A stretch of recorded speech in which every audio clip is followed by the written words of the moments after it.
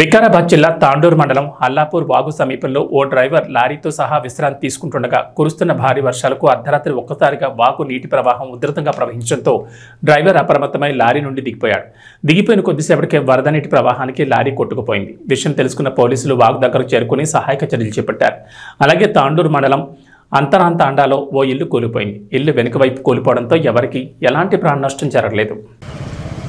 తెలంగాణ రాష్ట్రంలోనూ వికారాబాద్ జిల్లాలో తాండూరు నియోజకవర్గ పరిధిలోనూ కూడా భారీగా విస్తారంగా వర్షాలు పడుతున్నాయి. చాలా చోట్ల రోడ్డుపై నుంచి వాటర్ ప్రవాహం జరుగుతోంది. ఇట్లా కొత్లాపూర్ కర్ణాటక బార్డర్లోను, తర్వాత ఇంకా కోకట్ వద్ద అనేక చోట్ల కూడా ప్రజలందరికీ విజ్ఞప్తి చేస్తున్నాం ఏమంటే ఎవరు కూడా ప్రజలు అనవసరంగా ఇళ్ల నుంచి బయటికి రాకండి, జాగ్రత్తగా ఉండండి.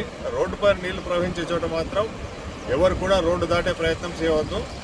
ఎందుకంటే రోడ్డు దాటే ప్రయత్నంలో వాళ్ళు మోటార్ సైకిల్తో సహా కొట్టుకొని పోయి వాళ్ళ ప్రాణాలు కోల్పోయే పరిస్థితి ఉంది.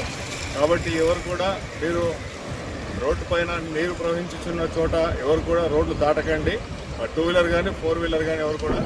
ఇంకా ఈ రోజుతో పాటు రేపు కూడా భారీగా వర్షాలు పడే అవకాశం ఉంది. కాబట్టి అందరూ ఇళ్లలోనే ఉండండి.